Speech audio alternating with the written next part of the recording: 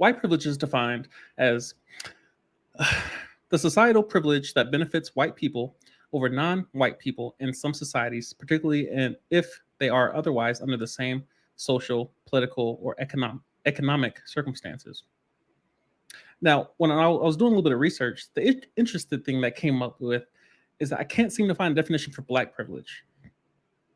The white privilege, it just popped right up, just there. When I typed in black privilege, I got Charlemagne the God's book. I got some articles, but no definition. It's just not talked about. I'm going to talk about it. You understand? So a couple of things I noticed on white privilege, and I took notes in two categories in most cases. White privilege, in terms of the privileges that we tend to point out, the ones we observe on a daily or weekly or monthly basis, the ones that tend to happen the most. These are actual privileges that we observe from our perception and perspectives. And then, of course, I included positive stereotypes. We always talk about the negative ones, but there are positive ones, and those tend to be the privileges that a lot of people are alluding to. And so we're just going to bring a little bit of light to those in every category that I've kind of pointed out. So starting with white privilege, we have, according to, I can't remember the name of the book, but it was by the owner or the co-founder of OkCupid. And he kind of pointed out how white men tend to be the most swiped right on these various dating sites. According to just raw data, for whatever reason, white men tend to be on top. And I'm not going to dive too much into each of these because obviously these are highly itemized and this list can be endless. But we just want to highlight them briefly just to shine a little bit of light on, and then we'll move on. So yeah, white men benefiting from white privilege as far as being swiped right on for, obviously there's multiple variables that might be accounted for, but to be in that category of, the most swiped right on, it's a benefit. Women are either first or second. I believe Asian women, at least on OkCupid, were ranked first. White women might be, I think, a close second, or in some cases first. But either way, first or second, NBA Finals, if you get first place or second place, it's admirable. It's amazing. Of course, nobody would be angry to be in those categories, especially as long as you're getting what you want. And that's something I'm really going to talk about when we get to pretty privilege. No one's pushing back on these privileges as long as they're getting them. It's when other people are getting privileges that they're not getting, all of a sudden it's an issue. So keep going. Generational wealth. This might be a stereotype, a positive stereotype. But again, as you look at history and you look at, again, the obvious, slavery, there are some people, namely white people, Caucasian people of, European descent, those who had an advantage, a head start on others in the population. Example would be the Native Americans or the enslaved African, people. You can see how generational wealth they might have started a lot sooner. If you look at, the value of compound interest, it's not so much how much you're investing, but it's when you started investing. The value in compound interest is when you start investing. So often you see how in a lot of white families, they started a lot earlier just because they had the advantages in that singular area. And we're going to get to black privileges, trust me, because they don't have all the privileges. They don't have all of them.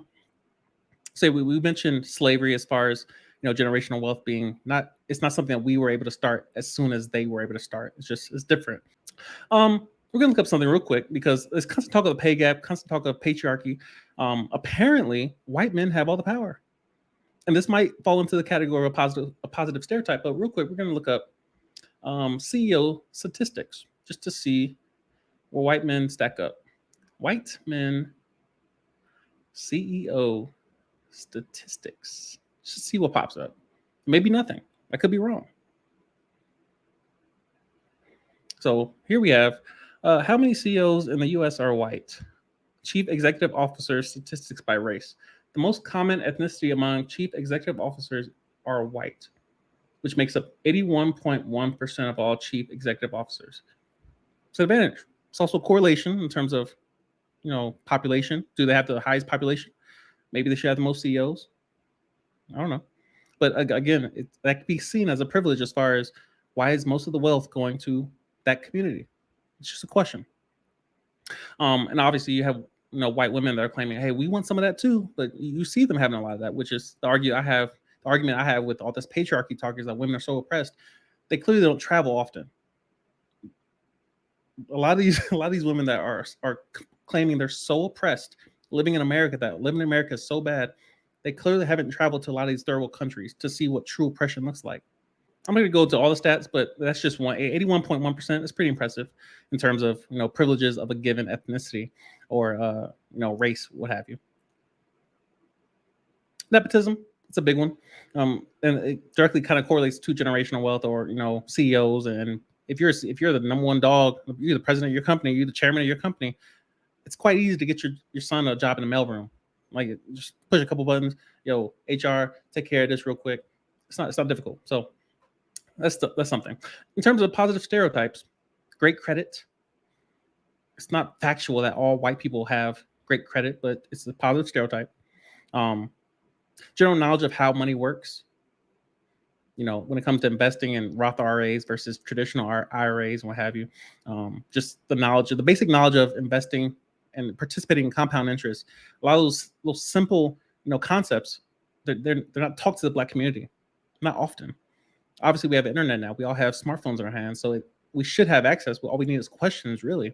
But in terms of just having that living example in our house that says, "Hey, take that couple of dollars you got, throw it over here in Vanguard. You just let it sit. Don't touch it."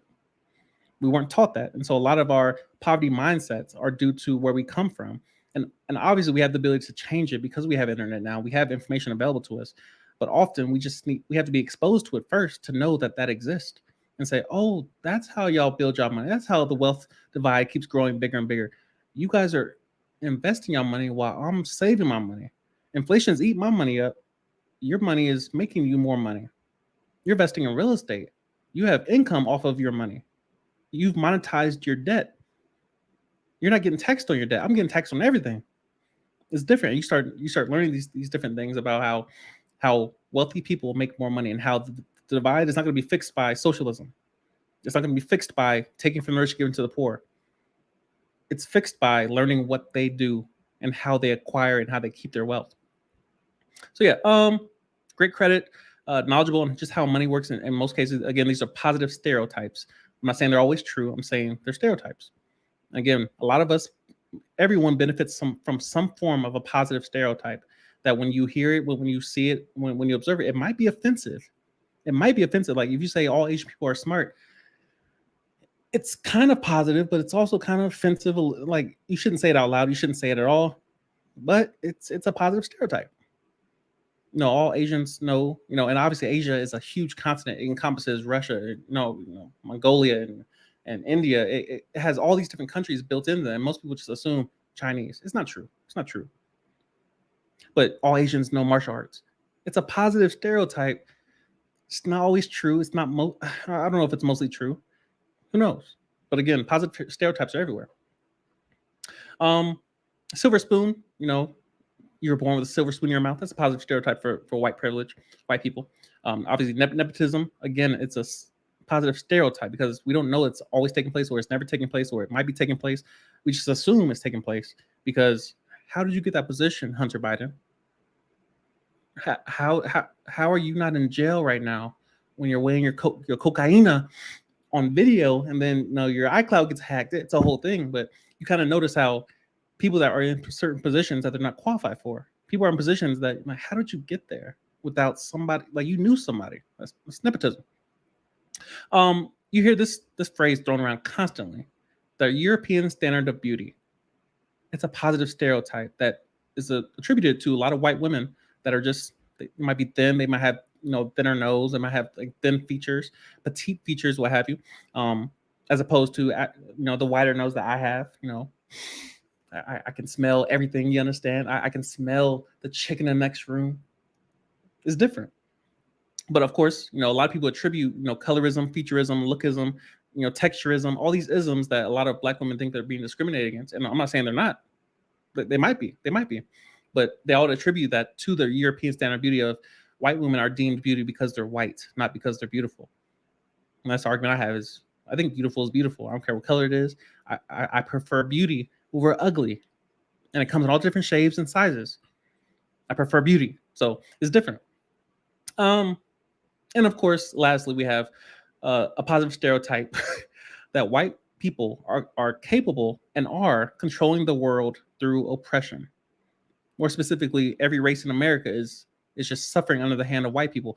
How is that positive, you ask? Because they're capable of doing it. It's a bad joke, not in terms of how funny it was, but in terms of the content. It's deemed not politically correct. But I believe it was what was his name? One of the canceled comics. I cannot think of his name, but anyway, he told a joke in reference to how slavery is pretty impressive if you think about it. Because if black people are so athletic and so strong, and we're the bulk of the athletes in America and around the world, and Nigerian ancestry and like all this dense muscle, what have you, and genetics, and white people were able to pull off slavery, that's pretty impressive. And obviously they use water hoses and dogs and horses and all these things, but it was a joke. It was a joke for those who are already offended. It was a joke. But if you think about it, if white people are doing what we're accusing them of doing, and they have oppressed everyone, it's pretty impressive if you think about it. Kudos to those who did it. I mean, it takes work to get power. It takes even more work to keep power. If they did what we're accusing them of doing, you got to take your hat off to just a little bit. Like, all right, before I try to get the power back and get some equality, that was pretty impressive what you did to us for 400 years, what have you. Moving on. Black privilege, something that's not talked about. Black people do have privileges that white people don't have. Black people have privileges that Asian people don't have. And again, referencing the continent. I hate the term Asian mainly because it's not specific enough. Like if you say African people, and like, you know how many countries that is?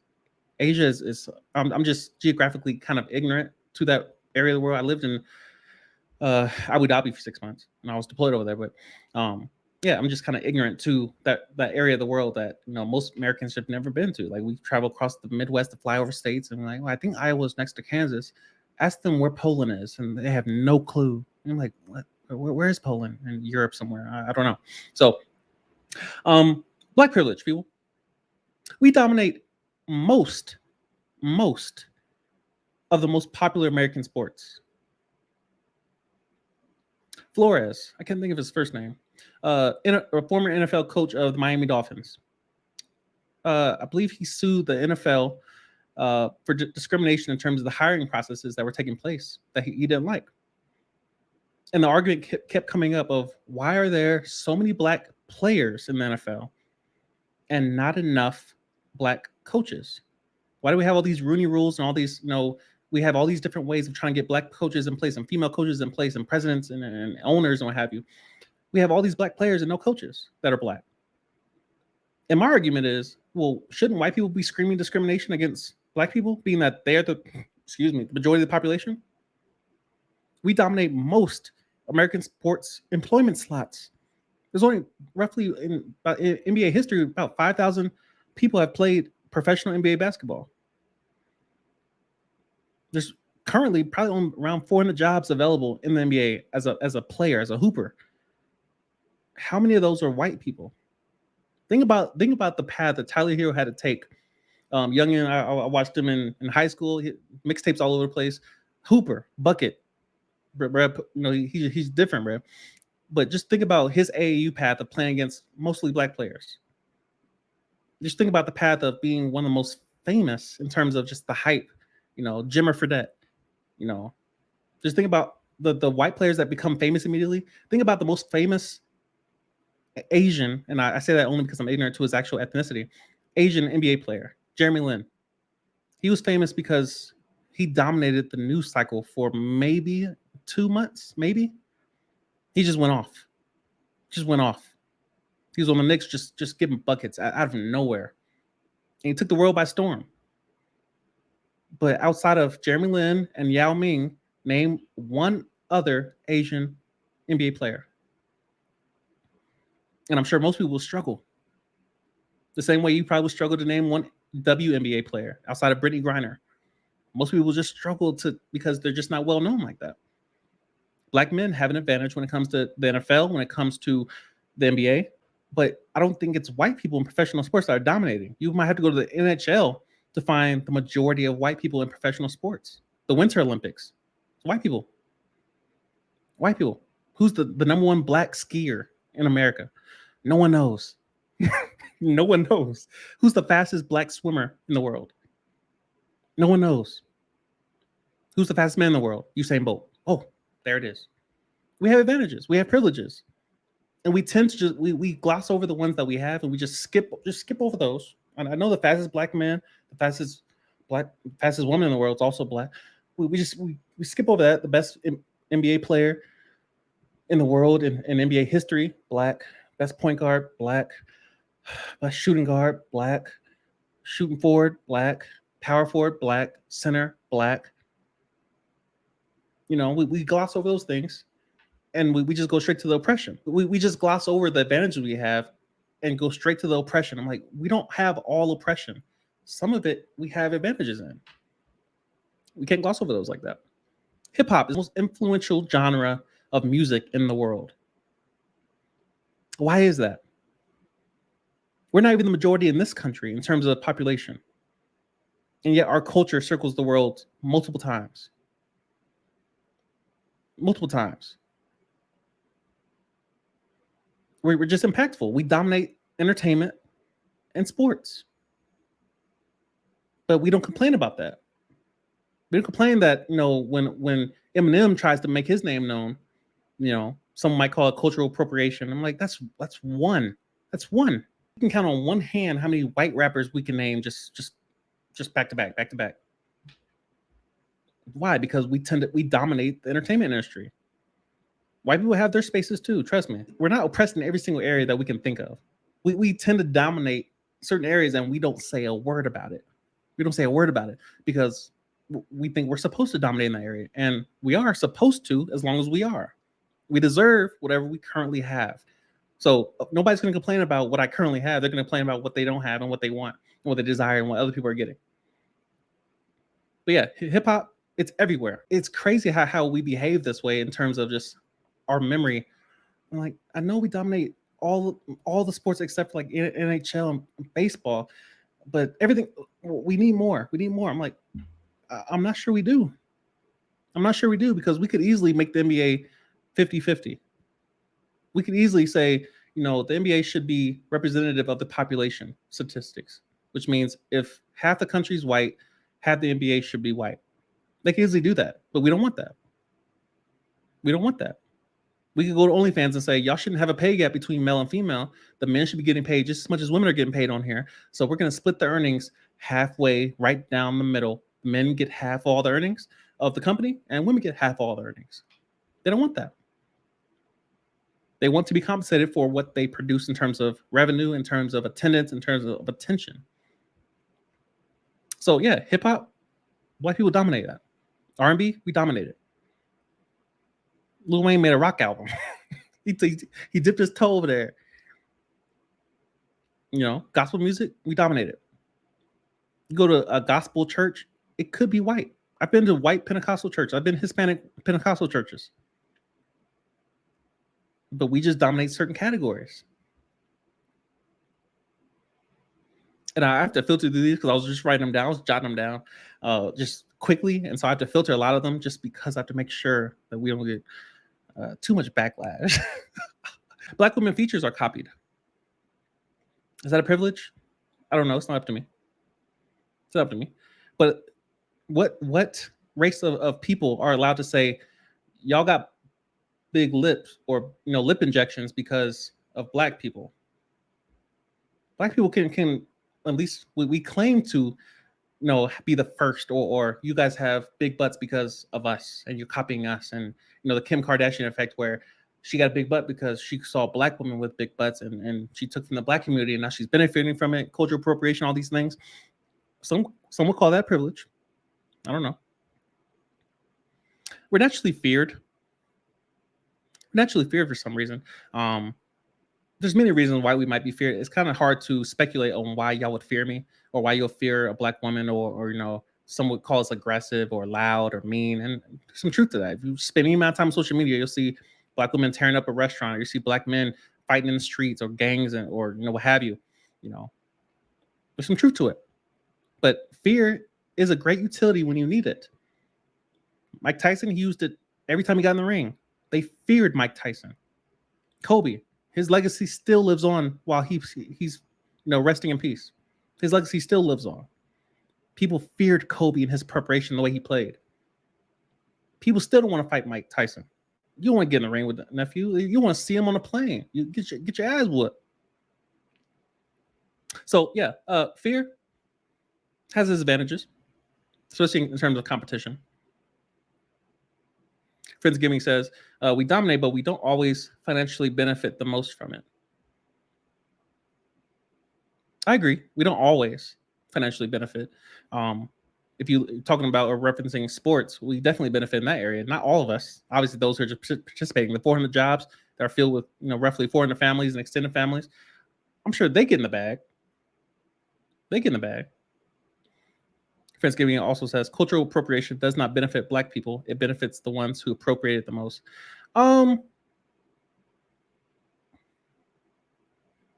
Cultural appropriation does not benefit Black people. It benefits the ones who appropriate it the most. I believe it's a shared benefit. It's a shared benefit because the fact that we continue to take from us, we're still eating off it originally. Black people still eat off our own culture. It's not like they're like Kim K stole Black women or stole the body type. It's just that she highlighted in a different arena. She created her own lane. White women with all these different features versus Black women that it was normal for us. Like we just saw Black women with big lips. I'm like, yeah, that's normal. We saw big butts. Yeah, that's normal. She's thick. Yeah, that's normal. All of a sudden, Kim K created her own new category and said, hey, now white women are going to have all these different things. She's definitely benefiting from it. There are a lot of cultures that benefit from copying our culture, but to say that we don't benefit from it at all, it's not true. That's why Kobe can go on a China tour. LeBron can go to China and go on a tour, and people are wearing their shoes out there. It's because they're listening to our music. They're watching our games.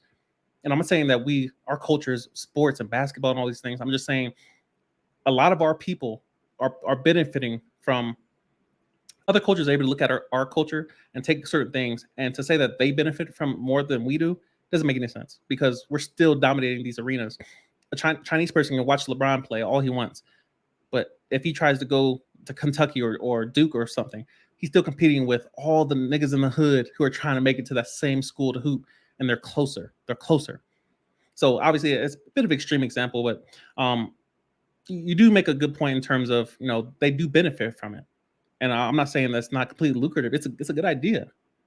It's great business tactics to say, hey, that works around the world. Hip hop tends to work everywhere. Why not take a little bit of that and create my own lane with it? Makes sense. What else we got? Again, we mentioned the most imitated culture on the planet. It's not even close.